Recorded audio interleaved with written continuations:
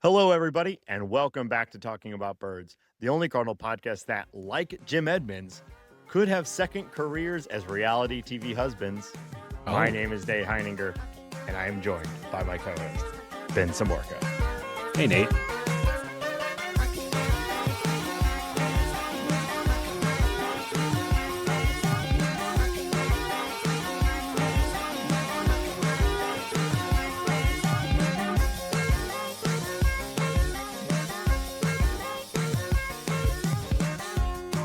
If you have an idea for an opening bit, text or leave us a voicemail at 848-48-BIRDS, or of course, join the Birdscord at patreon.com/talkingaboutbirds. And thank you to the person who sent that in via text message, whoever you are, wherever you are. They submitted a whole bunch of really good options, and that one made me laugh the most. Hambone, what do you think about us as reality TV husbands? I think I would be better than you, and I'm not trying to. Wait, hold on. You've told me when I've expressed emotion or something like that. I've never felt that way about anything. And mine, what I feel like is a pretty normal human emotion. And my wife, she's in the Bravoverse. We watch some of those shows, Real Housewives, that kind of stuff. And you gotta be hurling it. You could hurl the insults. You could do that. You gotta be get fired up. up. But you also I'll get fired up when somebody says that the thing that you're wearing or that you're stupid. That has to be the most devastating news that you've ever heard to develop a whole season arc out of it. And I think that I would be a little more equipped to do that than you. All right, let's try this right now. I think you would lose steam, even if you were really trying it. I think you would lose steam in like 2 days. All right. Tell me something, Hambone. Give me critique my my fit. 2014 called, and they have got to get that T-shirt back. All right. Now this is a custom print from an artist that we know who lives in San Francisco, and that doesn't mean you aren't trash. I've never been more mad at anything in my entire life, and I'm going to go and get a gun. That's pretty good. Did that work? A lot of times legal troubles follow these people, and that becomes arcs on the show too. So if you were to brandish a weapon at me, that's at least a few episodes. I'm going to aim at your ankles. I'm going to do the Yosemite Sam. I'm going to make you dance. Yeah. And then you learn that I was lying about the dance recital that I've been working on this entire time, and you realize I don't know. I've always wanted to be a dancer, and it's a huge undercut that you were working on a dance recital. They have writers and producers. I think if we had writers and producers, we'd be set up.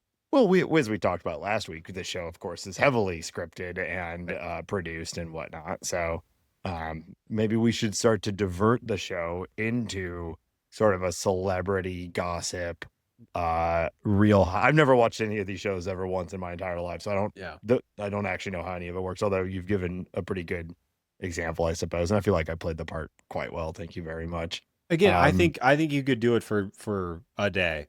Yeah. I don't think you have the steam, though. I really don't. I think that's probably a fair assessment. I think I would give up immediately. Yeah. I think I could. I think I could do it. I think that I would be. I don't know. I was thinking about this. There was a time in your life, in our lives, I remember you expressing a sincere desire to create a tape and submit to reality TV shows. I definitely thought that I would be an entertaining real world contestant, specifically Real World. I definitely watched that show in like high school. Yeah. And I just always thought like. Just a true agent of chaos. Dirtbag.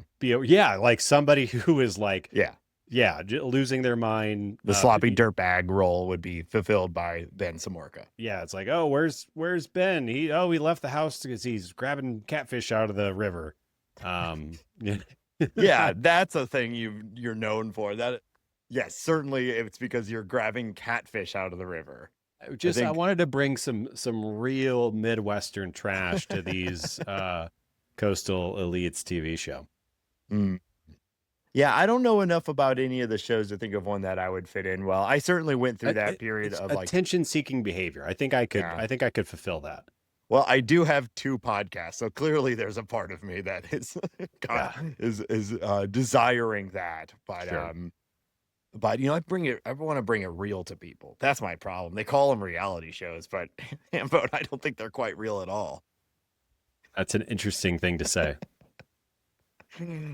Uh, Anything else on reality shows?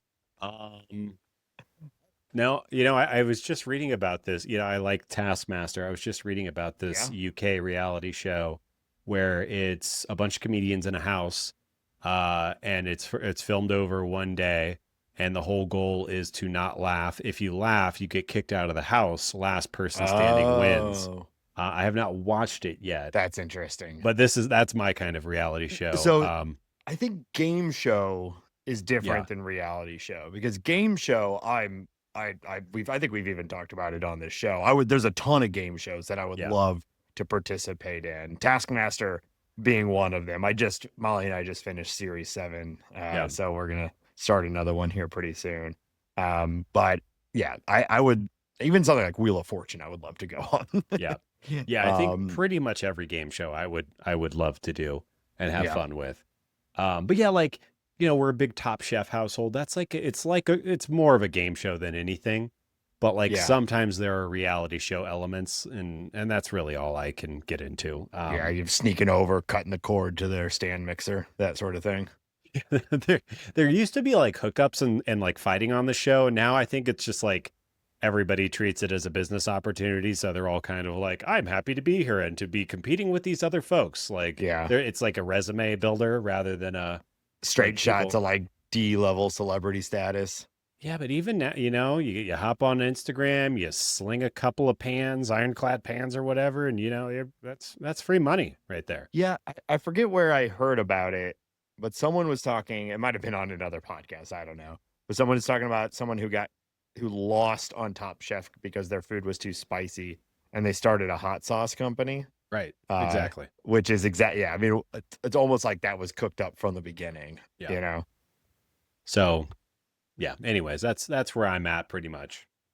Yeah. Yeah, I would love to go on almost any game show. I think we'd be a good Amazing Race duo. That would be fun. Those are the Yep. ones. There's a British one. I can't remember the name of it, but I'll find it. And just know it, I guess, after I find it. But basically the game is they're in Europe and one person has a tracking device on them and the other person just has access to that tracking device and the person has like a 2 or 3 day head start. And they have like a budget to go anywhere. And they basically have to avoid being caught for a certain amount of time, an extended period of time. That would be very fun. And so they can see, they're like, I can tell they're on a train Yeah. heading through France. So it's like, I need to get to the train station ahead of them. And basically they're trying to preempt where they're traveling and how they're traveling and find them. And they have a tracker, but the person is trying to run. Yeah. And they have a head start. So that sort of shit I would absolutely love to do. Yeah, that would be very fun. We've talked about doing a cannonball run, you and I, which we'll do at some point, I think. Not a reality TV show or a game show, but I do think it would be a blast and we should do it. It's like some of these, right? Yes. You would just, if we just had another team. Obviously, we'll film it for content. Well, I mean, why would we do anything if we're not doing it for content? Speaking of content, I suppose. Well, let's get one more thing. You high-five Dinger over the weekend, and Hell yeah. that must be celebrated. I high-five Dinger over the weekend. I completed. It was mostly, if you remember the last episode, I was really not feeling great. That kind of carried through the weekend a little bit. About halfway through that 5K, I hacked up something that was unholy onto the streets of Denver, but kind of felt better after that. I bet you sounded great on last week's episode. We didn't really talk about it on the show, but obviously your voice was locked in from the start. Yeah. A little mid-run puke, not usually associated with a shorter distance like a 5K, but you got to get it out sometimes. It's not feeling good, but I wanted to do it. Had a good time. Had a good run. High five Dinger. I did the little, going around the outfield. I did the home run robbery, Yeah. bouncing off the wall, Mhm. and then had a 9 a.m. Kerr's banquet, which really set everything off right. It was a good day. Nothing like when your stomach's feeling bad, nothing like running for 3 miles and then pounding a beer. Yep. Yep. Yeah. Honestly, it brought me back to life. It was required. Well, I know you've got a much longer race this weekend, so good luck. Yes. Hopefully See you how make that it through. goes. Yeah. But that one runs right by your front door, right? So you could actually just bail midway through. Yeah, it's the final mile is by our front door though. Oh, So damn. it's really, if I make it to the house, You might as well just keep going. Yeah. Yeah. But part of All the right. race is through the Denver Zoo. I'm excited. I'm going to high five some monkeys. Oh yeah, we went to the last time I was there. I went to the Denver Zoo. They the thing that stood out to me the most is there's a ton of see something, say something signs all throughout the Denver Zoo, which is a little bizarre until you realize that there's a number of exhibits that if the wildlife so chooses, they could very easily just step right out of their thing, including I think it's the chimp area. They very, very easally could just climb right out or drop out. Yeah, they have like a few islands, and there's like a walking path that goes like in between the islands, and there's like trees and ropes that are hanging over the walking path, so the chimps could just climb out, drop, and start killing a family, or run if wild. we're lucky. Yeah. Yeah, it's an interesting zoo. It's a good zoo. I enjoyed interesting. Yeah. Everyone in St. Louis will, brag highly about St. Louis Zoo because it is a good one. But like, I really enjoyed the time at the Denver one, and you certainly could get a lot closer to some of those little guys than you can at the St. Louis Zoo. Yeah, I'm not sure if that's good or for bad. better or worse. Yeah, but it exists. Yeah. Well, speaking of St. Louis, let's talk about your St. Louis Cardinals. As we record today, the Cardinals are 24-17. Wow. They are 2.5 games back of the Chicago Cubs, tied with the Milwaukee Brewers for second place, as well as the top wild card spot. Yeah. But the wild card race is, as you would expect at this point of the season, there's like 6 teams all within a game or two of it. So, but if the season ended right now, the Cardinals would be in one of those wild card spots. Yeah. You've got a few other numbers about the current standings. You want to run through those? Yeah, their run differential basically is calling them a 500 team. Their Pythagorean, which is like an estimated win-loss total based on their run diff, is 21-20, which is, maybe, I think that's what it is. I might be misquoting that. That's what I see. And I think really what I was kind of curious is like I started seeing like, the ESPN, there's these different power rankings that are starting to come out now that we have some season, and the Cardinals are being ranked in the top 10. They have the 5th best record across MLB right now. Obviously, I think we know better than to believe that they are a true talent 5th best team in baseball. But I do think it's an open question. Are they a top 10 team in baseball? Are they just sequencing well right now? Is the bottom about to drop out? I don't think you can really say they're at the point of like, oh, they've only faced soft competition. I thought they showed up pretty well against some pretty good teams recently. Really standing out as the Dodgers and the Padres series. Yeah. Should have been 3 of 4, but it was inevitable that Riley O'Brien was going to blow a save. Like it was inevitable. He's going to regress, and it's always, as a reliever, regression is always going to be loud. But it was particularly disappointing when you're so close to winning 3 of 4 against the Padres. Yeah, and also it was, there was no mistake made. It just, Riley Bryan isn't going to be perfect every single time. Yeah. The A's are essentially a 500 team, but I thought that they won pretty handedly last night, and they're at the top of their division. So really the Cardinals have looked strong, and I guess I'll just pose the question that I'm kind of getting at to you is like, where would you, in your power rankings for the year, we're a quarter of the way in, a little over that, where are you ranking the Cardinals in the league? Man, it's tough because I don't want to just repeat everything that you said, but I'll say, like, at this point, I feel like the offense is legit. I think that it will likely, like any offense, especially an offense populated exclusively by children, is going to wax and wane. We're going to see slumps again. But I've become convinced that this is at least an above league average offense. Yeah. And I also think that the bullpen has stabilized to a degree that I feel pretty confident if they have a lead that they're going to be able to hold it the vast majority of the time. And as we said on last week's episode, those two factors, as well as the legitimately one of the best defenses in baseball, that is enough to be a winning baseball team. I'm convinced right now that they are a winning team. Now, does that mean the final record is 82-80? Maybe, very, very likely, but that's still a winning team and significantly exceeds what the projections were from basically every single projection system coming into the season. Right. No one expected them outside of maybe, I think Zips, if I recall correctly, had them closer to 500 or right around it, whereas everyone else had them at like 70 to 72 wins. Right. And so I'm convinced at this point that they are better than that. They're going to exceed their preseason projections. We had someone in the Discord and the Birdscord doing some interesting math, also highlighting that, which was fun. But are they actually top 10? I know the rotation has been better as of late. It is seemingly stabilized to some degree. I got really worried about Palante, and last night he did pretty good in a ballpark built for hitting bombs. But I'm just not convinced yet that the pitching, the starting pitching is good enough to make them anything much better than right around 500. And I don't think a team that is right around 500 is top 10. But I don't know. I'm splitting hairs here. If you said, are they top 12, top 13?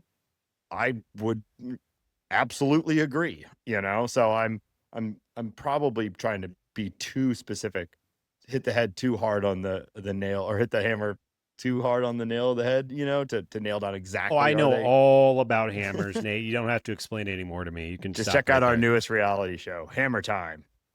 Yeah, I think that you know what I'm saying? Yeah, I think that there's some accuracy, and I agree with what you're saying. I also think there's Cincinnati is probably underperforming. Toronto is definitely underperforming. Baltimore, Seattle, Detroit. There's a lot of teams that are underperforming right now. So I think that for a team that is overperforming by just pure luck or sequencing of events or whatever, I think that I can say confidently right now that the Cardinals are a top 10 team in baseball. I'm not sure I feel confident about that for the remainder of the season. I would expect for most of those teams I just listed to probably have a better 75% of the remainder of the season over your St. Louis Cardinals. That being said, the Cardinals do have this, fun lever of being able to call up interesting arms and bats throughout the season. A bunch of young guys, who's to say what a Jimmy Crooks or a Joshua Baez or name your pitcher who might impact the rotation or bullpen could do for those remaining 2/3 of the or 3/4 quarters of the season. Maybe like Seattle is a true talent 500 team with Cal Raleigh being essentially worth nothing so far in the season. Did you see he took a shower in his full uniform as an attempt to wash away the bad vibes? I respect that, but that had to be I hope there's a photo of that, because that had to be the saddest looking thing that's ever happened in a major league dugout. Big dumper. Big dumpers, big Don't feelings. you imagine just like him turning on the water and kind of hanging his head and it, hitting his hat and dribbling down. You can't see sight. It's like tears in the rain. Well, there's also, you're right about the call-ups and man, it would really only take like one of these starters to break out in a real way to where we felt like, we have like a stopper, an ace, whatever you want to call it, to really make me start to feel quite different about the statement I just said. It's just like right now, outside of Dustin May, every start feels like, okay, here we go, And even Dustin May, it's not quite there yet, but I've been pretty confident in his starts. But like, yeah, call up maybe one guy or hell, make an acquisition or something, and the whole vibe of this rotation could change. But the flip side also is there too, is that if the Cardinals are around 500 or maybe even a little bit over it, but the front office wants to stick with the plan, there's a real chance that at the deadline they trade a bunch of guys and our last quarter of the season, last third of the season is actually depleted again, and some of these pieces that were helping us win now are gone, and we're, and the rebuild continues, and we lose for the last 3 months of the season, ultimately tanking that total record despite the hot start.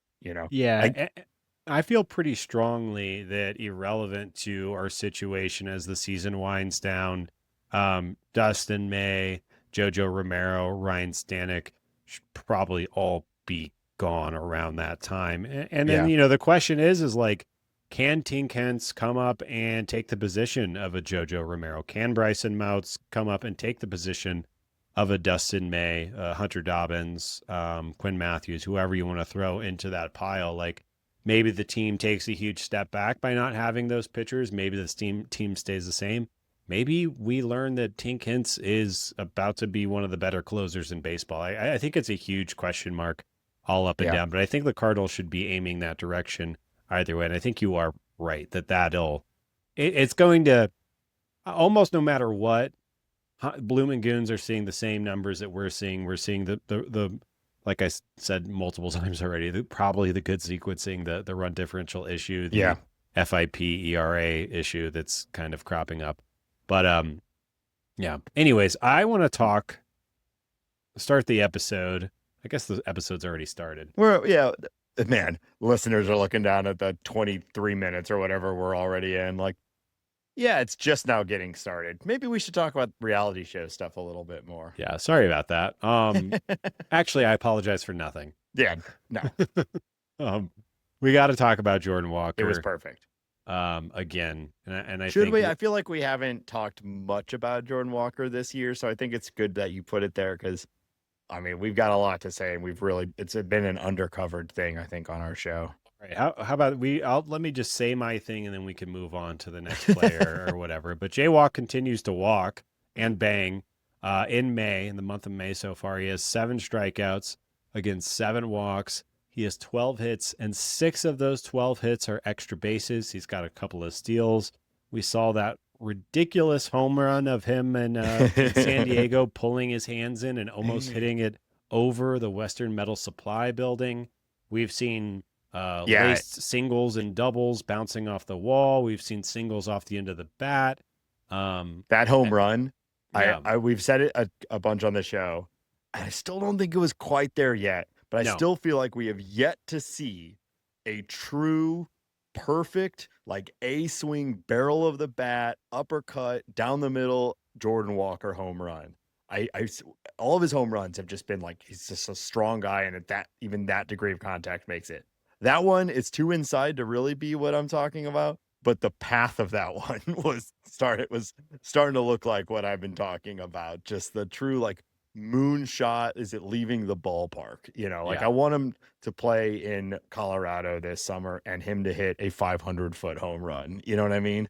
Like I'm still waiting for that one. Yeah. We might see that in the Rockies. Pitching is weirdly starting to show some cracks in their armor. What?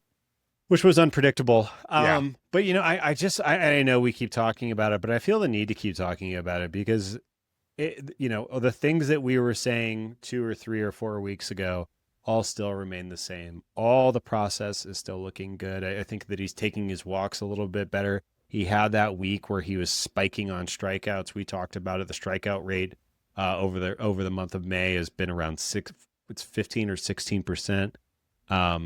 Like everything, he hit a bump, he bounced back. We're witnessing the bounce back. I think that, we still have 2 more games in Ath. One is going to happen tonight, the night that you and I are tag, and then when the day this episode comes out. I think we might see another Jordan Walker bomb or 2 in Ath. But I don't, we need to appreciate this level of greatness that we're witnessing right now. We're looking at a top by fWAR overall, a top 20 player in baseball. By offensive WAR alone, top 10 player in baseball. Yeah. By the way, he just turned 24. And, it goes without saying, but he is the biggest man I've ever seen. He shouldn't be that fast. That's the thing that makes you so uncomfortable about it. I can deal with a guy that big. Yeah. Oh, you can handle a guy that big. I can handle it. Come here, big boy. But he shouldn't be that fast. You know what I mean? It enters like uncanny valley, like Terminator vibes thing where someone that big is running that fast. He went first to home in the game last night, and it was uncomfortable. He's too quick. We called Albert the Machine. Are we going to start calling Walker the Terminator? It's pretty good. Pretty good. His eyes are he's sad eyes. He's too sad looking to be a Terminator though. But that almost unsettles me even more. Yeah. Why are you so sad, big man? Why are you so sad? Perk up. You're a top 10 hitter in baseball. Smile more, Toots. Come on. He's so much prettier when he smiles. Yeah. No one can argue that. Yeah. All right. JJ Wetherholt and Jordan Walker are currently tied with 1 point fWAR to both lead the team right now. Like I said, they're both top 20 players in baseball. I don't really have any insight or analysis on this other than I noticed it, and I thought that was crazy. 1.8. I mean, that's the root cause of this offense being good this year. The team being good this year. Yeah, Burleson. Well, yeah, because they're both playing well on defense too. Burleson's in there in his own right. Herrera's been heating up, but this offense has been driven by JJ Wetherholt and Jordan Walker. And I mean, JJ, it's like this seems like floor. We certainly can point to things that he could improve and likely will improve, which is exciting. Walker, you're like, buddy, you could just do this for the rest of the year, for the next 5 years, and we'll be good with it. I don't really see anywhere to improve. No. And JJ, obviously, it's incredible for a rookie year. But point being is like he could be even better. I think there's things he could be even better offensively, and that's super exciting. So we didn't get to, obviously, you and I didn't watch a lot of JJ down in the minors. We've seen now 41 games from JJ Wetherholt. Anything that stands out to you that you feel like we haven't hit on? Man, I don't know. We talk about this guy every single week. I mean, like, the thing that stands out is the power immediately transitioning and actually being better than expected. If you had told me that at the middle of May, he'd have more home runs than stolen bases, I would have said, well, then he must have like 12 stolen bases or something like that. But it's actually, he has 8 home runs, and they've been legit bombs most of the time. The one last night, he crushed on sort of a inside swing too. Like he looks, that's been the biggest surprise, is the power immediately. I think the strikeouts been a little higher. So I think like the stuff that you expect from a rookie, he'll get better at. It's just the power I did not see coming at all. Yeah, and that's kind of what I wanted to talk about when I asked you that leading question was, he gets the ball in the air a lot better. He almost uppercut. His swing is almost uppercut. Yeah. Like he really gets under it, and the more he gets under the ball, like you rarely are seeing him hit a ground ball, even if it's a successful ground ball. He gets the ball in the air. And I think when you swing, he's got about league average bat speed, slightly better than league average bat speed, but just getting the ball in the air at the rate that he's doing, good things happen. We're watching that, in real time, and I'm looking it up. He has an under 40% ground ball rate, which is extremely good. And his fly ball rate is 44%. So almost half the time he's getting the ball in the air. You have that league average bat speed. You keep doing that over and over again, and that's how you get 8 home runs. Yeah, I don't think he is like, it's not, there's like no trick to it or anything like that. It's just his bat path is kind of angled up. He gets the ball in the air, and we see it go out, and sometimes it goes out like you were talking about last night. That was a nice one, and sometimes they look a little cheap. I don't really care. Yeah. But they're getting out of the ballpark, and he's giving himself those opportunities, which is I a lot of think fun. I think I said at the beginning of the season and in the offseason, if he hits 12 home runs this year, we should consider that a success. I think he's going to do that. I think he's going to do that. Now, he did have a bit of a power slump. This one was his first in what, like 3 weeks? Yeah. So I think that's going to happen, and this is going to normalize to some degree, because obviously there for a little bit, he was on like a 30-plus home run pace, and that's starting to come down. He's now in like a low 20s pace, and, he might end the season back again around 15 or 16 as the league has adjusted. But either way, like, what this showcases is it's possible at the major league level for him to hit it like this, which I didn't expect to see in his rookie season. And this is probably a dumb thing to say, but I kind of, this is how I'm feeling. Like, the league will adjust to JJ Wetherholt, but JJ Wetherholt is going to adjust to the league, and I think he is just going to keep getting better. And there will be lean times, of course, because baseball is hard. But I have all the faith in the world in him just putting together a really solid rookie season, then continuing to be good, and we'll just be good for a while. And hopefully this offense is going to be powered by him and Jaywalk. Hopefully we can get an extension done right now. Yeah, I know. Well, the rumors were there, you know. I think the Cardinals... I can't wait to grill Bloom and Goons here in a couple of weeks. Yeah. Gonna bring my grill. Get a bunch of free cookies. That's what I'm talking about. You get it. All right. I know we've been talking about things that we've talked about before this season, but I feel the absolute need to bring it up. There was a little conversation about this in the Birdscord last night. Pozo Bozos, close your ears. I apologize. But Joel Pozo has 22 plate appearances on the year. He is technically a Major League Baseball player, and the fact that he's taking up a roster spot for your St. Louis Cardinals. But I really think we have just hit the point. I talked about there is Major League innings and at-bats. They're a hot commodity. There is a finite amount of them. And even the bench spot, like he has a minus 18 WRC plus. He isn't catching.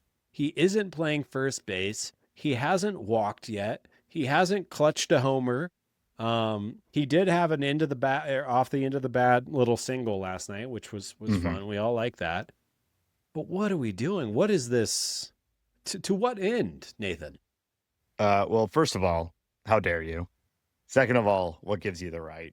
Yeah. Third of all, he hasn't been taking at bats from anyone. Okay. He's gotten like 3 in the last month. I think 18 of those that you listed were all before we're in like the first or second week of the season as well.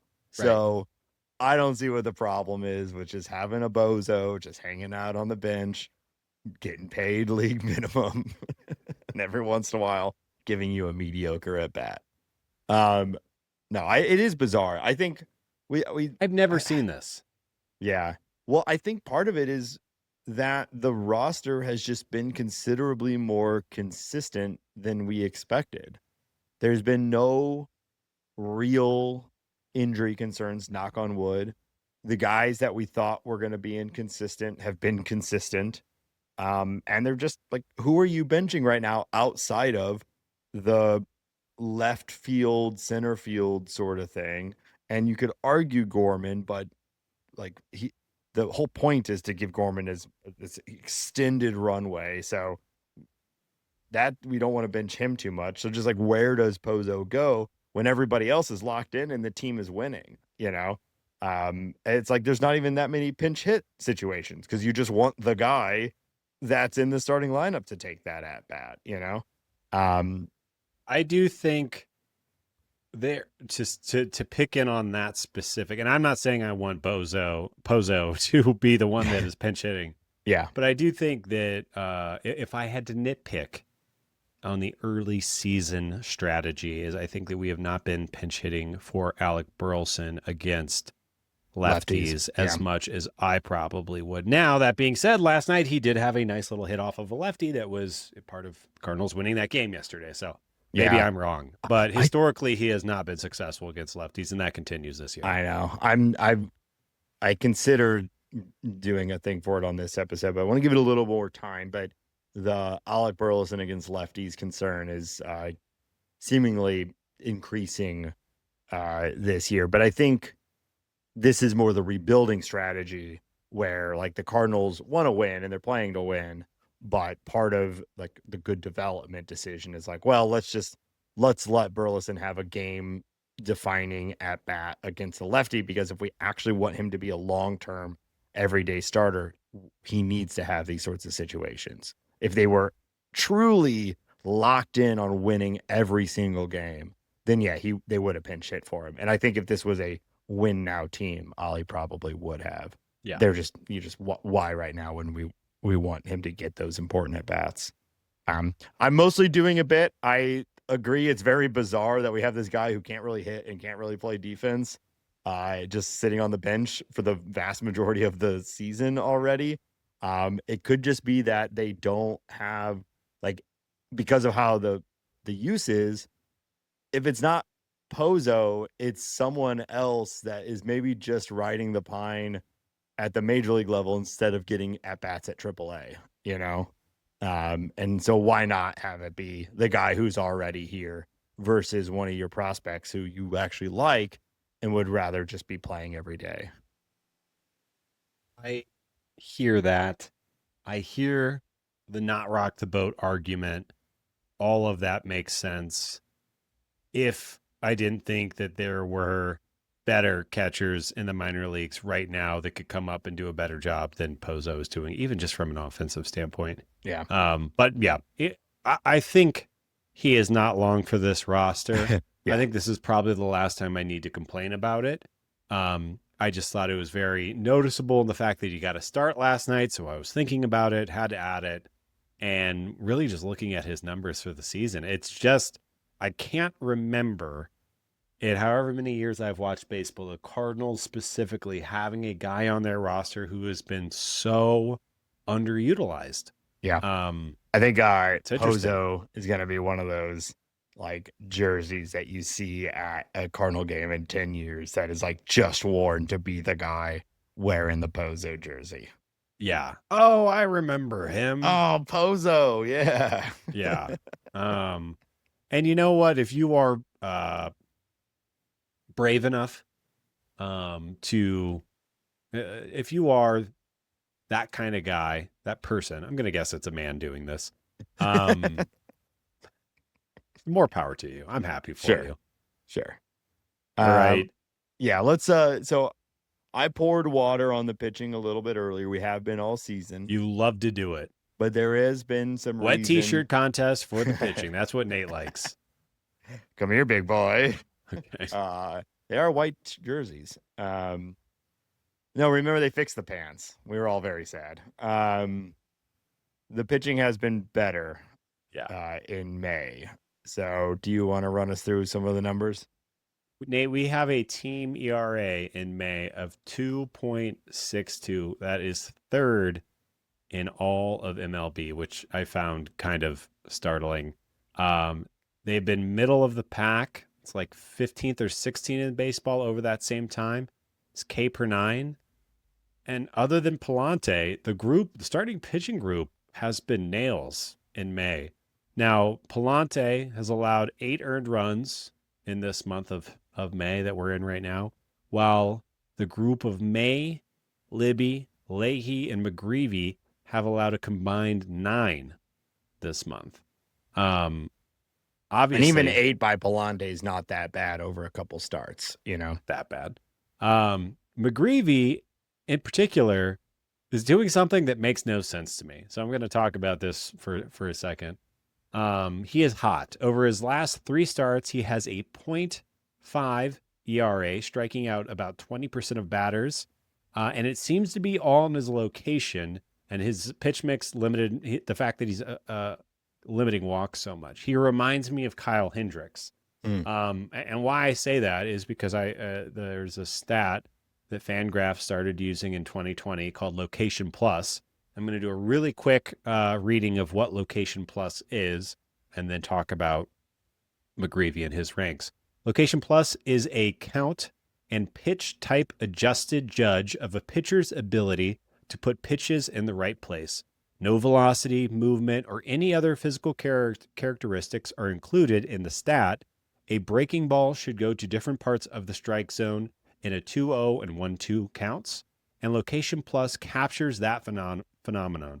Stringer-based command stats and an attempt to judge what a pitcher was intending to do with each pitch and not add a predictive value to those models. So Location Plus only looks at actual locations and implicitly assumes the intent is generally the same across the league in certain counts with certain pitches.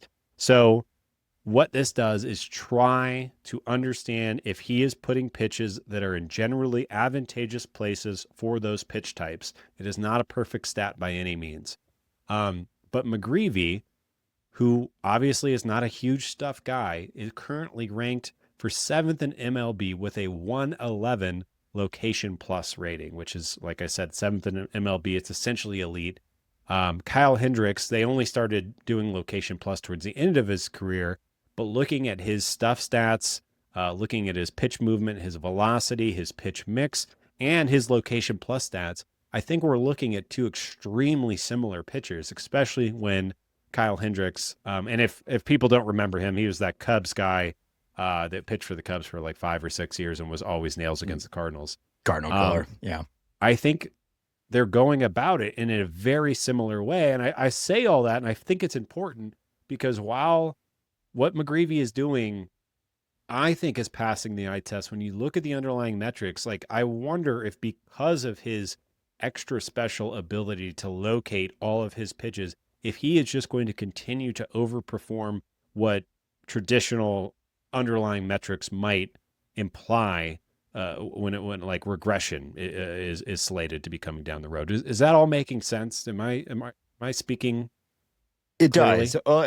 It's a long. It's like the majority of pitchers in the modern era are more about strikeouts and velocity and movement and all that sort of stuff.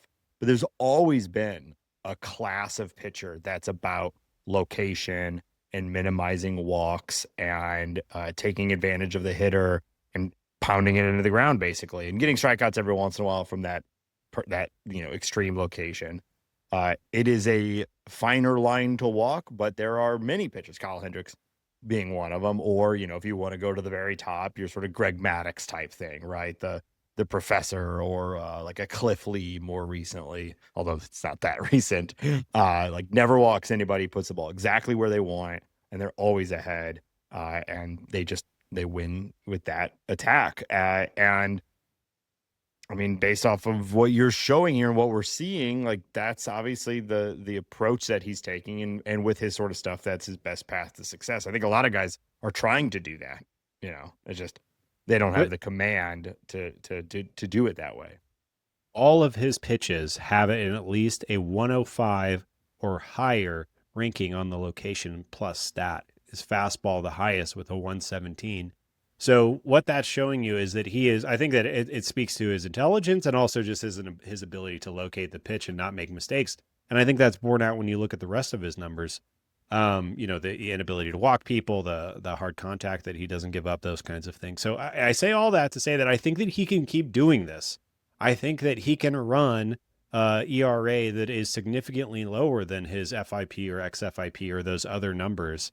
And I think we're witnessing, I think he is probably on an especially hot streak right now. Yeah. Let's not expect a 0.5 ERA for the remainder of the season or anything like that. But I think he's doing something that is real. I think we should continue to watch it and talk about it. And it's kind of fun because it is very different than what, like, Dustin May, this may not surprise anyone, does not rank out very high on the Location Plus stat. What about Ryan Stanek shows? Yeah. It's, McGreevy, he's a guy who has just consistently been successful at every level that he's pitched at. And he doesn't get a lot of fanfare because he doesn't strike a lot of guys out. So that's not what the league looks at right now. But he's been pretty damn good for his entire professional career. So we shouldn't be too surprised that he's being successful here at the major league level. This type of success, we'll see. I love the thesis statement. I hope it continues. I always think it's funny when you said it yourself here. I think it's funny when intelligence gets ascribed to these types of pitchers. I think that's a very classic baseball thing. It's like the professor, that whole thing. Just simply because they don't walk people. I don't like it's presented as you're fooling guys left and right. So you must be really, really So smart. I don't really I get it, but I like it, I perceive, so what I just broke down is basically Michael McGreevy is throwing the right pitch in the right situation in the Yeah. right location. And And that's I think that intelligence. the reason I prescribe intelligence to that is because I think some guys who are just throwers or maybe who are Yeah. not as thoughtful about it are Ryan Stanicking it and being like, dude, I throw 99, I'm just wheeling and dealing. Yeah. let The it the eat. the difference between the people say a thrower and a pitcher, right? Like And, he's becoming a pitcher. and to be pedantic, I don't think that that means that like Kyle or that Michael McGreevy is smarter in life than Ryan Stanek. Yeah. But specifically when it comes to pitching, I think there's a little more thoughtfulness, and he also has to be because he's throwing 93 with not much run. Sounds And like it's nerd bashing time, Hambone. yep, and we're the guys. We're the to, guys to do cut it. to Michael McGreevy just wiping the floor with us. I get my ass kicked by the bat boy. Let's be real. The I forgot what I was gonna say. Please keep going. We'll keep going. Well, anyways, I thought that Yeah. was fun. Michael McGreevy is on a heater, and I'm excited to see what he continues to do with it. His even with those stats, like he's got a 2.18 ERA and his xFIP is 3.69. That's still down. His xFIP was down from where it was last year, and it's still good, even if he was playing true to that. It's not a complaint. Yeah. I also wanted to highlight George Soriano, who has been pretty good. Yeah. Nate. Yeah, he's worked his way up. He's right there in the mix now in the setup situation. He's been pitching in the 7th inning, 6th inning. And assuming this path continues, he's got a real shot. If JoJo's traded, Stanik's traded, we're ending the season with him in the setup role. And I know there's mixed feelings on it, but if Riley O'Brien is traded, like Soriano might be the future closer of this team for a while. He's youngish, he's got good stuff. He's been looking great. The Cardinals obviously went and targeted him. We were all very confused by the trade at the time, but it's certainly satisfying and almost like relieving, like when this trade happened, the Cardinals traded, what's his name? Was it Padilla? The Slider King. Am I mixing up his name with someone else? Anyway, a younger reliever with perceived very high upside. The Cardinals traded for this guy who has no options. Dre Granillo. Granillo. Yes. Granillo. Padilla is a prospect in the system. So it really felt like a lopsided trade from a Cardinal perspective. Remember, we were like, all of us were like, why the hell did they do this? This guy, like that Granillo is awesome. This guy's like failing out of the national system. And then here we are as he's excelling. So it's I mean, frankly, we've just been pretty happy with everything that Chaim Bloom and Goons have been doing. And this is looking like a pretty big, feather in the cap as far as player acquisition goes. If you're curious, Andre Granillo has been pushed back down to AAA for your Washington Nationals. With the Nationals in 8 games, he had a 9.64 ERA and was striking out 6% of batters. He is now down in AAA with a 12.86 ERA. George Soriano, 19 games played. He has a 3.5 ERA. Striking out guys. He does have a bit of a walk problem, but I'm not worried about it yet. And really what I wanted to talk about is his slider. In 2026, his slider is giving up a 442 OPS against it right now, which is stunning, and it is his most thrown pitch. And his changeup is carrying a 310 OPS against it right now. His 2 elite pitches. I think when you're watching him, you could just see that it's pretty clear. The fastball's got good carry Yeah. on it, but that slider and the changeup in particular is just nasty. I think he should start throwing it to right-handed hitters more often than he has been so far, because I think it is disgusting. Now, with that being said, people do demolish his sinker. His sinker is his least used pitch, and he currently is giving up an 1.831 OPS on that pitch early in this season. So really, it's time to throw away the sinker, or to use it as little as possible. The fastball's decent, and that changeup slider combo is deadly. Yeah. I really feel like that's only going to get better as the season goes on, and he gets more confident and into better situations and all that. But he's been pretty good. Yeah, he's been fun to watch, and I said everything I already wanted to say about like the expectations around him. And yeah, I think there's a Stanek and JoJo are certainly gone. Yeah. Well, assuming like Stanek has been getting better and better. He's gone assuming that he has trade value, which you might not have said a month ago. But I do think he's putting it together a little bit more, and they'll be able to get something for him, assuming the next month and a half goes well. He has not given up a run in May, so that's a good start. Did you see Dustin May pitched on May 3rd, and his number is 3? So his jersey, the back of his jersey, was also the date. That's incredible. Isn't that fun? Yeah. I don't know. I feel like I'm beside myself. He's speechless, folks. All right, I'll take the next one. We got fun thing happening. I know particularly you're a big fan here. Lars Nootbaar is starting his rehab assignment on May 15th. Yes. The deformed man returns. Yes. We've been talking about this for a while. I think we teased it last week. It seems like it's officially going to happen on Friday, the day after this show comes out. Really, I am going to be looking at minor league box scores. I'm very curious to see how this goes. Yeah. I'm very curious to see the interviews with how he's feeling.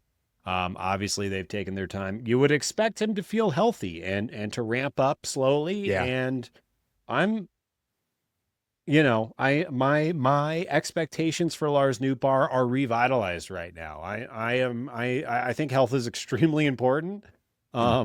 And we learned there's nothing more important than your health for a while. And my expectations are high right now. I'm hoping. Yeah, he's been a guy with incredible expectations placed upon him for years, mostly because of the underlying numbers and just that award-winning smile he's got. Wow. And the tongue. And the tongue, lest we forget. Can't forget that. But these damn deformed heels, have maybe been part of the problem. We really don't know. Like, no one really knew about this until middle of last year, right? So maybe this has been an underlying cause. You could certainly see why this would significantly impact someone's ability to hit a ball really hard. But we really don't know. But the perception is fully healthy, fully ready, and I think wide open playing field or opportunity for playing time. Though I imagine, just from how these things typically go, they'll probably wean him in. He's going to get plenty of days off those heels as he gets brought back in. I'm excited. I mean, this is a potentially fundamentally lineup changing return, right? It's like making a trade, Hambone. Like, it's like making a trade. You've got a potential 400 OBP guy who can hit the ball incredibly hard, slot right back into a very good offense, but an offense that has struggled in the bottom half of it. So this is the sort of thing that if he comes back and he's healthy and he performs even somewhat to expectations, you do start to be like, all right, this Cardinal team is actually just good now, not like overperforming. Yeah, you think about it from Lars' point of view too. The way that last year ended, going into off-season surgery, finding about his deformities, all that stuff. And then he's, we're 40 games into the season. The Cardinals are in second place. Everything is going well. The young team is fun. We're winning now. He's got to be really excited to get back into the lineup and start contributing and not having to be the guy. I bet he probably thought he was going to have to be, the offensive force and that, and now he'll rank 4th or 5th, probably 5th. Yeah. Well, and you kind of got there too, but like just the energy of this team, Yeah. the fun, you can certainly see him just going ape shit in the dugout every time Jordan Walker hits a 120-mile-per-hour home run. Hell yeah. Yeah. We want to touch on a couple guys in the minors real quick, just a little bit of excitement, and then we're going to get to the back half of the episode. The Cardinals have promoted Rynel Rodriguez, Yes. which is, man, this guy. Yep. This guy. So the question, we talked about it a little bit last week, was he a catcher? What are they going to do with him? I don't think we have a full answer on that, but he's fast tracking. We might see Rynel next year. Yeah. The way he is elevating the national press, I'm starting to see him on, this is usually fantasy baseball stuff, but that is usually a bit of a precursor to real lists. Starting to see him in top 10 prospect lists, top 12, top 15, like this guy is flying up the rankings, which is just pretty remarkable. Yeah, he's young. He's got power. He's a good hitter. He was rocking a 148 WRC plus in single A, in high A. And in his first game in double A, he caught. So, I don't know if that tells us too much of what's to come, but Cardinals aren't fully out on him catching just yet. And by the way, he did get a couple of hits and a walk in his first game at double A. So he just keeps on 19 years old at double A. He's very young. So all of that is graded on a curve. If you look at like Colt Emerson, who is a top prospect right now, he's, I think, 19 at double A. And if you look at his numbers, they're just sort of like pedestrian as far as what you would expect. But because he's 19, everyone's like, holy shit, this guy, so it's all a matter of reference and age to competition. At this age, when you're 19 playing against a bunch of 22-year-olds, like any degree of success is just compounded and shows it hypes people because most of Major League, you're going to be playing against people much older than you. The biggest stars in the game are in their late 20s. So if you can be really good against people much older than you, already at like 19 years old, it's generally a good precursor to success as for an early debut. It's a lot of fun to think about where this offense might be in 12 months or so. Who knows what we're going to witness. But pretty cool to see that. You want to talk about Brian Torres real quick? I think we got to talk about Brian Torres really quick. Brian Torres had a 441 on base percentage during a full season at AAA in 25. Currently, he has a 453 on base percentage in AAA. He's 28. He's a lefty. He's played second base in all three outfield positions over the last couple of years. I think, if not now, when, Nathan? Yeah, well, he's sort of the inverse argument of a Rynel, right? He's 28 playing in the minors. If he takes 100-point dip on OBP, he's still rocking a 350-ish OBP, which is pretty good. And I don't know how it's going to translate. I'm not going to sit here and tell you I've watched 1,000 Brian Torres ABs and I know what it looks like and it's going to translate. But I think you see those numbers, and it's kind of eye-popping. Does this guy make more sense on the bench over a Thomas Sajaci? Probably. I'm kind of like, we're in the season of like, let's just see what you got, man. Like, I want to see what this Torres fellow is doing. But, I mean, like I said, if he takes 100 points off, it's good. If he only drops 50 points OBP, that's amazing. Who knows what this guy is? Yeah. I imagine he'll get a shot at some point. I don't know where right now. That's been kind of the thing we've been talking about. There's really no one you want out of the lineup, especially with Nootbaar coming back. But something will happen. Someone will get hurt or something. Something will happen. Maybe Ivan starts behind catcher a little bit more. Maybe Brian Torres gets some infield starts or DH starts or something like that. But I don't know. I'm curious. Like I said, all three outfield positions. Maybe play center. I don't know. But I felt like we needed to say it. He's been carrying a crazy average on base for a while now, and I'm not sure we've said his name on this podcast. Yeah, it's a good call. Well, we'll end this segment with the fact that the Cardinals have now surpassed the Reds in Fangraphs playoff odds percentage. Kind of fun. 27%. Keeps climbing, Nate. It's climbing. I don't know what to say about it other We're than peaking. it's crazy. Yeah, I No mean, peaking. but that's happening right now. Those are the numbers. Poor Reds. Yeah, poor Reds. Well, on that, we're going to talk about the upcoming series, do a little bit of league news, and play a little game. But before we do that, we want to remind our listeners that this show is supported on Patreon at patreon.com/talkingaboutbirds. If you want to show your support for the show directly, we would really love it if you would check it out and throw a couple bucks towards the show. Subscribers at any of the paid levels get access to our private Discord server. That's the Birdscord. We've got people doing statistical analysis in the Birdscord now. We've got game day chats where we're, if there's a news article about the Cardinals anywhere, it's being posted there quickly. It's become not just a cool place to hang, but a good resource as a Cardinal fan. So check it out, patreon.com/talkingaboutbirds. We also appreciate anyone who takes a chance or takes just a mere moment to leave us a review on their favorite podcast platform. It takes no time at all, and it really does help. And of course, tell your friends, tell your family. And if you're a first-time listener, go ahead and click that little follow, tap that little thing, hit the smash the guy. You know what I'm talking about. Yep.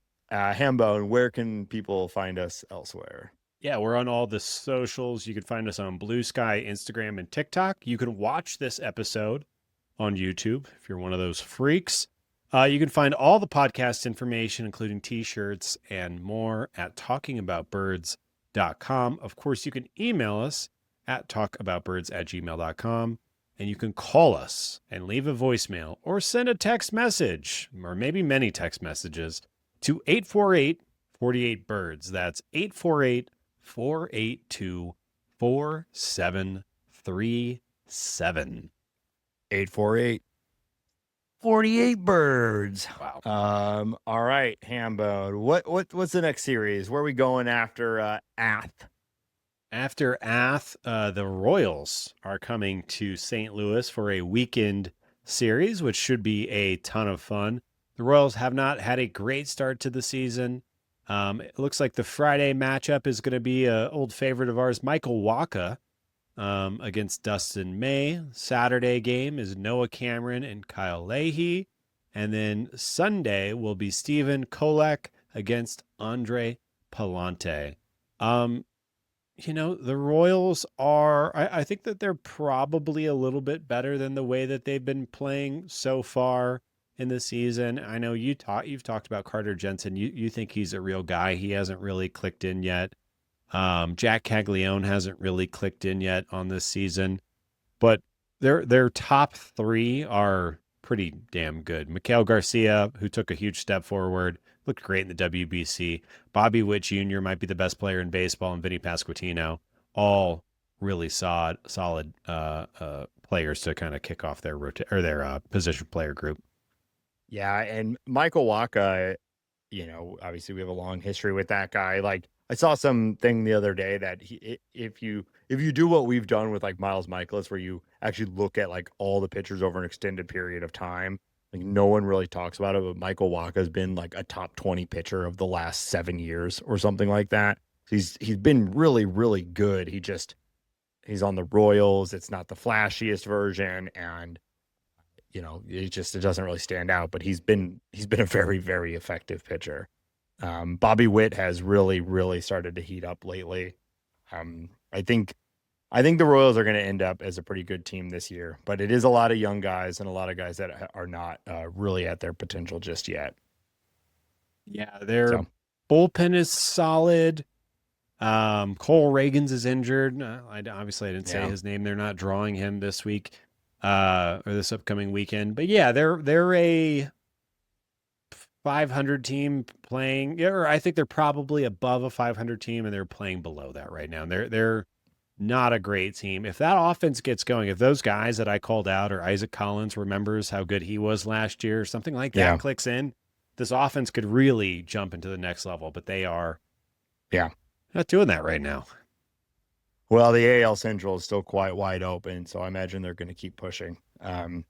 After that, the Cardinals will have the Pirates coming to town. We just saw them, and it was a lot of fun as the Cardinals swept them in 4 games, Yeah. which is always surprising.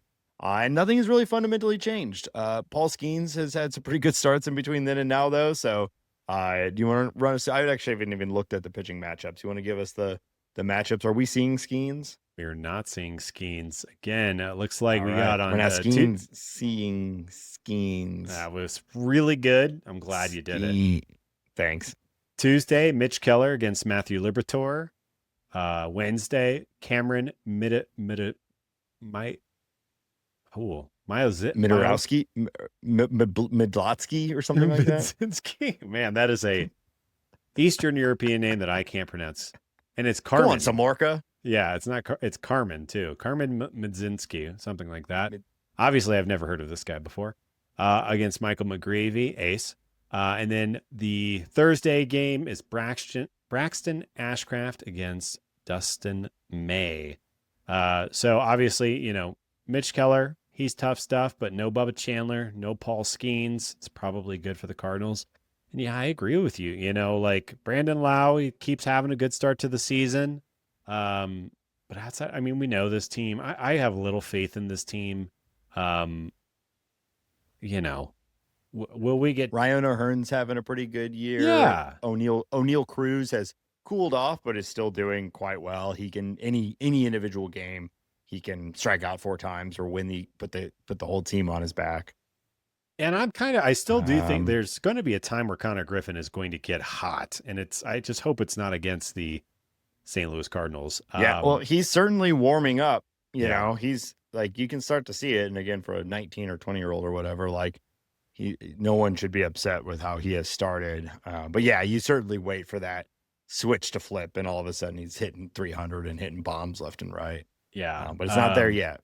No, but I feel pretty good about the Cardinals coming in and taking 2 of 3. Sure would be a really good time. I think they can do it. I think we got a better offense than them, and let's pound them, baby. Yeah. Wow. All right, let's check in on some league news. All right, this is just a warning of things to come, I guess. But Major League Baseball and the MLB Players Association held their first official collective bargaining meeting of 2026 in New York City on Tuesday. Shockingly, they did not come to agreement on the first time they chatted. Damn. Not really much. Wouldn't have that been a surprise, though? I think we've talked about this. I think them missing any games is going to be an all-time fumble from both sides. I do think it will probably happen, but I think baseball's got some really good momentum right now, and sweeping that or removing that momentum, I think is really, really a bad idea. So I hope that these meetings are fruitful and they figure it out. But they should turn it into a reality show. You think that would help? Yeah, I think that would help. Like just a competition or a reality show. Maybe a little A, a little B. We can people can insult Rob Manfred's polo, and then he'll poison someone's midday cocktail. Poison someone's mid. You know what? You should be a producer. That's pretty good. I think that would be fun. Okay. The Guardians. We got a trade, Nate. Okay. We got a trade. The Guardians have acquired catcher Patrick Bailey from the Giants. San Francisco will receive left-handed pitching prospect Matt Wilkinson and the 29th overall pick of the 2026 draft. A corresponding move for the Guardians. They also sent Bo Naylor down to the minors, who was having a really rough start to the season, at least offensively. I found this move to be a little odd. I think it's interesting that the Buster Posey Giants decided to move on from inarguably the best defensive catcher in baseball. I find that part of it to be very strange, and it just like kind of they ended up bringing up Bryce Eldridge as part of this as well, and I don't really get. I Yeah. think I get it from Cleveland's standpoint. Although, like, what are you guys doing with Bo Naylor? He's been a big leaguer for 2 years. Why is he regressing so hard right now? You probably did Well, something wrong there. he's also, well, Bo has also basically never been what they wanted him to be. Sure. You know, he's been all upside, but has been pretty bad for pretty much his entire time. So I'm really not surprised that they've decided to move on from Bo Naylor and just like, all right, let's just get the best defensive catcher in baseball. And like, that is a huge floor lift for that team, I think. But it's not like Bo Naylor's a bad defensive catcher. Yeah. And Yeah. like, I feel like I would ride that upside play, maybe, but maybe they've just had it and maybe their internal numbers. I don't know. He strikes out. He's been really bad offensively. It's like black hole shit, you know. And Patrick Bailey isn't going to crush the ball, but he's like fine offensively. He has an 11 WRC plus in 2026. All right. It's pretty bad. I think that is worse than a black hole. I would guess worse than a black hole. I would guess that he is the worst hitter in baseball this season. It's a good, yeah. I'm gonna pull that up Possibly. right now. The Giants have that new guy, Jesus something Gonzalez, I think they're pretty high on. He's been starting for them. I think they just decided, let's turn the page and go even younger, you know. I like the Guardians paid a fair amount, the 29th pick. That's pretty good. Pretty good pitching prospect, but it's not like they sent the bank for this guy too, you know? So yeah. It is kind of a bizarre trade. You don't see people trading your starting catcher very often in May, you know? But it signaled to me like we should have been asking us for Pedro Pages. Like I would have taken this prospect and that draft pick for Pedro Pages, and I would argue that Pages is a bit more valuable player than Patrick Bailey. That's hard to that's tough to hear. I don't know if that's I don't know that I agree with that. But maybe an 11 WRC plus is tough. So I got it pulled up right now. He's rocking at least like a 60 or something. It's got to be. It's definitely higher. He's not on the first page of lowest WRC pluses on the season. Hey, that's a win. Both the players we were talking about are, Nate. So we got, do you know who the worst hitter in baseball is this year? I will give you a hint. He plays in the National League Central. Oh, damn. No, I'm sure I could get it with just a bunch of guesses, but nothing is coming to mind. Brian Hayes. Oh yeah, I saw a headline the other day where the broadcast was basically like, "What's this guy doing here?" He has a 10 WRC plus. Patrick Bailey second worst with the 11. Bo Naylor fifth with a 23. Okay, so it's hard out there. Do you want to guess what Pedro Pages is? I've got it pulled up. I'm gonna guess it's like 63. 68. Oh, so just that's pretty close. Finish off the circles of the three, and you were right. There you go. That was pretty close. Mm-hmm. Well, yeah. Anyways, kind of a weird move. I guess we'll see. Maybe they'll unlock some Patrick Bailey offense, and this will look like a total trounce here in a year or so. But interesting move to say the least. All right, final piece of news. Just wanted to mention that the Braves announced that Bobby Cox passed away at the age of 84. And I will just say, as somebody who grew up watching a lot of Braves baseball on TBS, and I had some affinity towards Bobby Cox and his no-nonsense umpire yelling attitude. Sad to see. Yeah. But, you know. Baseball legend. Baseball legend. It is funny. Him and Ted Turner both like kind of in the same week or so. Yeah. But yeah, Bobby Cox, 84. He gone. Yep. Yeah, baseball legend. Yeah, I mean, anybody of our age or older, really, if you were the Braves dominated. Yeah. So. All right, Hambone, we're gonna wrap up this episode with a favorite of ours. We haven't played it for a few months. We're returning to Who Is This Guy? Who is this guy? So feeling sharp today, Nate. Yeah, you feeling locked you in? All right, let's find out. No, I could not. How rude. So if you're new to this, if you've not heard this game before, I have the name of a baseball player who has played for the St. Louis Cardinals at the major league level at some point in their career. Right. I have a list of clues that start very vague and get increasingly specific about this player. Ben has to make a guess after every clue. Ben is typically pretty good at this and gets it around two or three. So Let's see. just see what happens. We'll Let's see. just see what happens. So don't put anything on me. Okay. You ready? You ready to go? Ready as I ever will be, Nathan. Okay. Hambone, this player was born on November 7th, 1989 in Smyrna, Tennessee.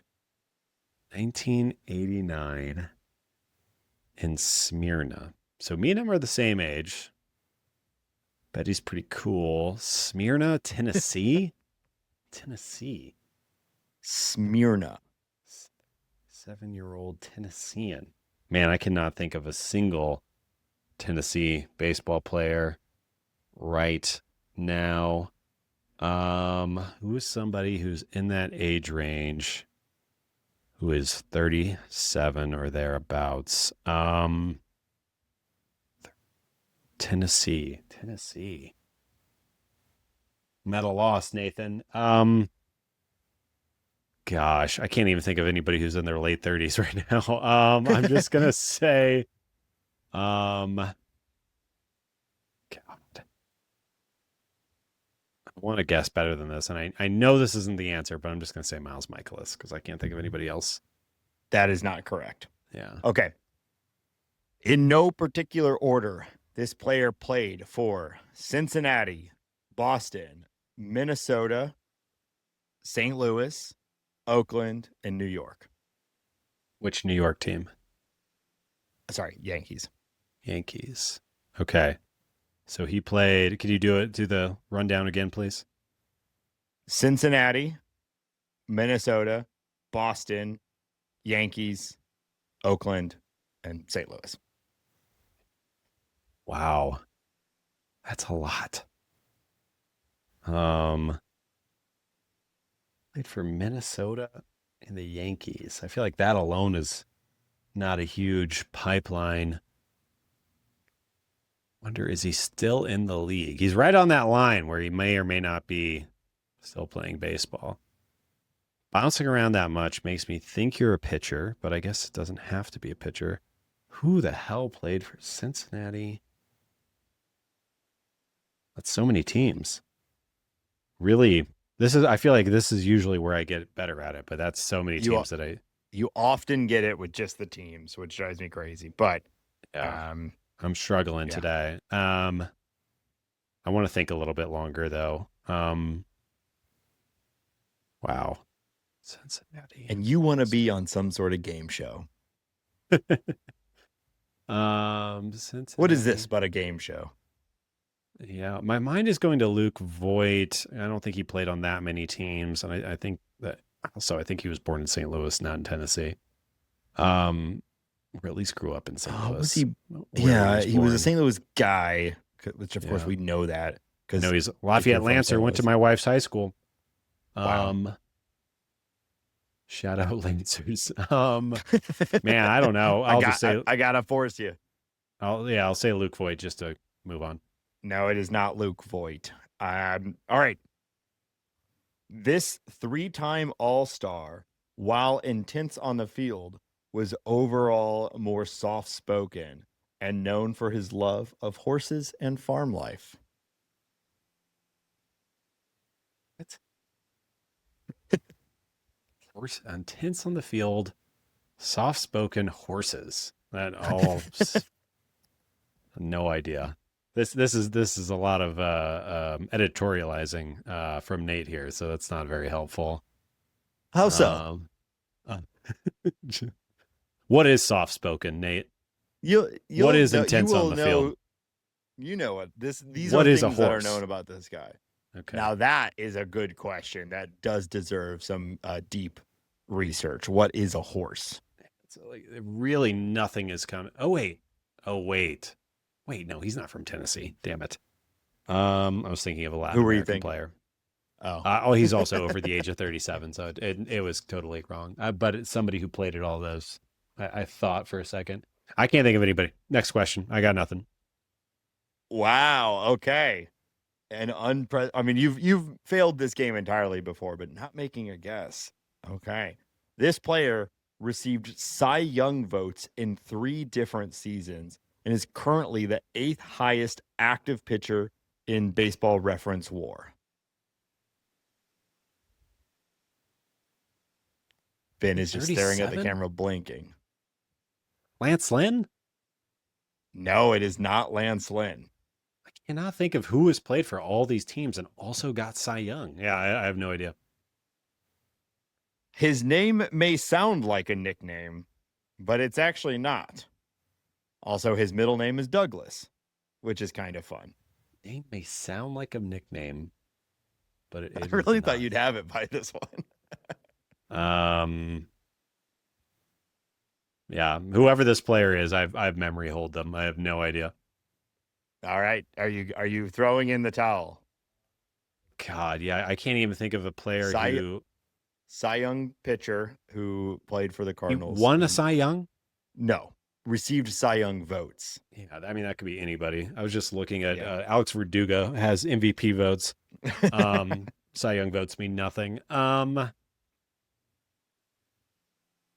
Yeah, I don't know. Just like you're always saying, stop the count. All right, Hambone, it is Sonny Gray. Sonny Gray. Oh my God. Yeah, Ben's taking a defeat drink here. Yeah, Sonny Gray wasn't even on my mind. That makes sense though. 30. Of course. Yeah. Yeah, I mix up the order in which the teams are played purposefully so that you don't just get a direct line of his career progression, you know? Yeah, I guess I just forgot he'd played for that many teams. That was really throwing me off. Like trying to There's think. kind of that middle part of his career where he bounced around a bunch. He was kind of middling, you know? Well, when I think of somebody who's played for that many teams, I'm like, it's a reliever for sure. So I was like, yeah, starting pitchers was not even in my brain. Yeah, that was hats off, Nate. You got me. Gotcha. And soft spoken, but on the field very intense and kind of a farm guy. That one I thought was insane. That was not helpful. Well, they're supposed to be vague to some degree. Yeah, that was a joke. And the horses thing is also new information to me. I've never heard of Sonny Gray being a horse owner. All 3 of those Everyone knows. Completely irrelevant. He's always, when he's up there. Is he? I mean, he's always talking about horses. I'm going to just Google Sonny Gray horses. He's up there, he's always like, I was galloping on the field today. Literally nothing is coming up here. That's not true. I would love for you to send me one piece of information where it is relating Sonny Gray to horses. Because the first thing that comes up is meet the gray horses running in the 2026 Kentucky Derby. I would love to be proven wrong on this. I'm happy to be proven wrong, but I think you made that one up. No, I did not make it. I'll find it. That one, I really go back to my earlier. It was full editorial. It was total nonsense. That hint was you're feeling cornered, and so you're lashing out. And I understand. You talked a big game about being a game show guy. You can run all the defense you want, but people heard it live. That was an insane thing to say, and also apparently not true because it's not coming up. No, it is true, and everyone knows that it's true. Everyone knows it's true. It's common. It's common knowledge. It's all over the internet. I am 2 pages deep on the Google machine, and nothing. You probably spelled it wrong. Which one? Sonny, Gray, or horse? Probably horse. I think you probably spelled horse wrong. Spell horse.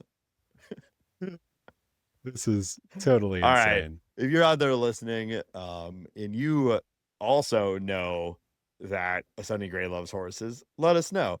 If you disagree, keep your mouth shut. Thank you very much. 3 pages deep. I don't see a single article about Sonny Gray horses. I think you have safe search turned on.